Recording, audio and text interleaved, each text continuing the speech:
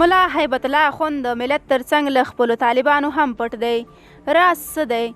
داسې خو به نه وي چې د ملا محمد عمر مجاهد غوندې کیسه وي.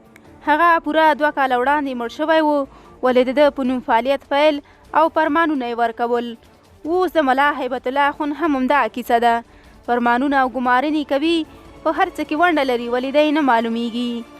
شیخ هیبت الله اخوندزاده د طالبانو له واکمنۍ تر اوسه یوازې په کندهار کې د راپورونو سره ټکی دی، خو تر اوسه هلته یوازې د ده لیدنه له ځانګړو کسانو سره وي.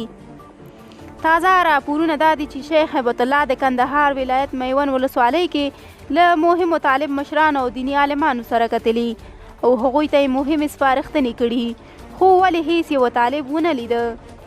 د افغانستان لومړی شخص ولې د ولسوالۍ او ولایت په کچه کار کوي، خو تر اوسه شکونه دا دي چې د طالبانو دریم مشر هم څو کاله وړاندې مړ شوی او دا راز د طالبانو څخه پټ ساتل شوی. د شیخ هیبت الله د مړینې اوازې څو ځله خپرې شوي. فارن پالیسي تیر کال یو راپور کې د طالب سرچینو له قوله وویل چې د دوی مشر شیخ هیبت الله اخوندزاده د کرونا له امله خپل ژوند د لاسه ورکړی. بله اوازه تازه د یو شمېر غربي شنونکو افغانستان د پرځول شوي حکومت چارواکو کړی چې ملا هیبت الله اخوند چې د طالبانو دریم مشر دی څو کاله وړاندې مړ شوی. بله اوازه هم دا ده چې د طالبانو دا مشر د کویټې په ښار کې د یوې چاودنې په ترڅ کې وژل شوی او له منځه تللی، خو طالبانو د خپل مشر د مرګ اوازې هر ځل رد کړي دي.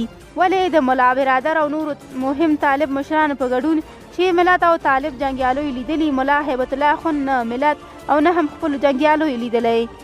د طالبانو محلي او ملي ځواب تر څو چې طالبان په رسمیت ونه پیژندل شي او نومونه یې له تور لیست څخه ونه ایستل شي، زموږ مشر نه څرګندیږي، ځکه لا هم خطرونه موجود دي. له دې څخه داسې ښکاري چې طالبان او افغانستان لا هم تر تهدید لاندې دی او طالبان احتیاط کوي.